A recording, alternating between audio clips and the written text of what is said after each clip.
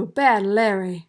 What's up, Bad Larry Kingdom? I'm your host, Bad Larry, and today we're checking out X Factor, issue number 29, featuring INFECTIA and the Antibodies. Now, this sounds like a British rock band from the 60s. Let's check it out. Like all previous 28 episodes, this issue is written by Louise Simonson and drawn by her husband, Walter Simonson. This issue is called Fame, and as we remember in episode number 28, or issue number 28, INFECTIA tricked this poor guy Harold back to her place with the promise of some and instead she's transformed him into some kind of thick boy with big old Conan O'Brien teeth, and he's like, "Yay, I'm a mutant," and she's like, "Well, you're something." Poor Harold. Once he starts using the power that INFECTIA gave him, he starts to disintegrate. He literally turns to dust, and he's looking back at INFECTIA like, help me out. She's like, "Sorry, buddy, you're in the dustpan now." So apparently INFECTIA's powers can alter someone and give them powers for a period of time, and once they exercise that power, they literally disintegrate and turn to dust. So that's interesting. All the fake news reporters are gathered around Apocalypse's ship, now the home of the X Factor team, and they're all asking Cyclops and the X Factor, "Hey, this ship almost destroyed the city, and then you moved into it, and then apparently it started coming to life, and then it started fighting you, but you defeated it, and then there's a bomb inside of it. How do you know that it's not going to destroy the city?" Cyclops is like, "Let me just blast these reporters off the pier. I got stuff to do." But Iceman's like, "No, I got it. I'll tell him, one bad apple doesn't spoil the bunch. We X Factor mutants, we're all here to help mankind, It's the bad mutants. There's not that many, we'll take care of them and all of that. But we're here to protect the people. The city's safe, everything's safe. Except that pier, it's about to fall." All the fathead news reporters that had packed the pier had overloaded its weight capacity, causing it to crash. All the fake news reporters are falling into the water. They're going to drown. These people don't know how to swim. So Cyclops blasts all the debris around from them. Marvel Girl starts plucking them one by one out of the water. Iceman whips up an ice boat, and because the beast is super duper duper strong right now, he's able to toss it in the water, and they're able to save the reporters that Marvel Girl hadn't plucked out of the water yet. The ship starts talking, "Beep boop bop boop. It's because of your own fat asses that you caused the pier to fall into the water." And the reporters are like, "I knew it could talk. I need to interview that ship." The ship tells the reporters that X Factor is going to move it out over the Atlantic Ocean to keep everyone from freaking out all the time. And INFECTIA's like, "No, not yet. I need to acquire that thing. That thing's mine." Old mate over here in the pink shirt starts talking to INFECTIA. That's the wrong thing to do. He's like, "What you gonna do with that old big ship? Your little thing don't need a big old ship like that. I got something big for you." She's like, "Oh yeah, big boy. How you gonna get that ship for me?" He's like, "Well, if I had some mutant powers, I could get it." She's like, "Oh, if you have some mutant powers, you get it for me? What if I can give you them mutant powers, big boy?" All the fake news reporters start asking Marvel Girl a bunch of stupid questions about her outfit and personal life. Cyclops is like, "Peace out, I'm out of here, I got stuff to do." And the ship closes. It still has that no human can enter barrier. And all of the X Factor kids are saying, "Man, Cyclops is getting real grumpy. What's up with him?" Beast and Iceman hadn't made it back into the ship yet. And all the reporters are asking Beast about how he could do all his tricks. How strong is he? Remember, Beast is super dumb right now. So he's like, and he's starting to run. And Trish Tilby, his love interest and also a fake news reporter, is like, "Hank, I need to talk to you." And the Beast is like, "F off, Trish Tilby. You told everybody I was dumb, so you could piss off." And then the reporters turn their attention to Iceman and is like, "Whatever happened to Cameron Hodge, the PR guy?" And Iceman's like, "We iced him, baby. He's gone. I'm the new guy. See my top hat?" INFECTIA has lured poor pink shirt back to her crib, back to her townhouse. He's like, "How you afford this place?" She's like, "Oh, it's my daddy's.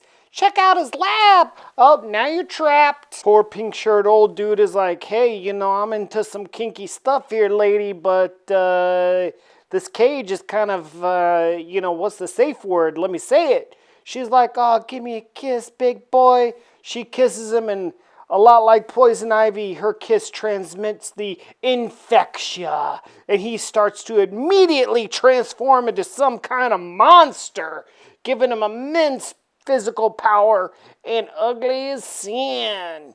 And she's apparently going to use this guy to try to steal X Factor's sentient ship. The news moves away from Iceman back to Madeline Pryor on repeat, asking for Scott Summers to find their son, and I love you, and it's all across America, tugging at America's heartstrings, and this is really rattling Cyclops' cage. And Marvel Girl's like, look, we're following your plan. You said as soon as we move the ship, we have the press conference, and then we've done all of that, and we'll go find your son together as a team. And she's like, listen to me when I'm speaking to you, boy. Cyclops tells Marvel Girl that he loves her. He's always loved her, but he still feels guilty about a situation going on with Madeline Pryor and his son. He doesn't even know where to look. She's like, we're going to help you. And Bobby comes in, just rambling and bambling on and on and on. And Cyclops is like, shut the fuck up, Iceman. Oh, we gotta go move this ship. He snaps at him hardcore. Infectia has now turned 3 unsuspecting old dudes into her goons and tells them, hey, remember, you use your power, and that's it. You only got one shot. Y'all promised me to get me that ship, so make every moment count, because once you use that power, you're going to turn to dust. So thanks, boys. Go and give me that ship. Meanwhile, back at the ship, Cyclops kicks all of the X Factor kids off the ship, including Beast, because, you know, he's dumb and he doesn't want Beast continuing to destroy the ship. Beast takes Trish Tilby to the top of a building to get high so he can see the ship go out to sea. Cyclops and Jean are having another lover's quarrel. Jean Grey is saying that Madeline Pryor is a hypocrite, saying that Madeline Pryor loves Cyclops, because if she did, she would have contacted Cyclops reasonably to let him know where their son is. And she's like, I'm sick of all of this. I'm sick of you. Cyclops blasts the TV. She runs out. Iceman, cool as a popsicle, is like, what's up with y'all lovers quarrel? Jean Grey's like, shut the fuck up, Iceman, no one likes you. And apparently the ship has some visitors, some of Infectia's little monsters aboard. Jean Grey's like, Bobby, look, what are them ugly freaks? They're uglier than your last girlfriend. The uglies are calling themselves Antibody. And the one that can swim through water like a fish, his name is Fred.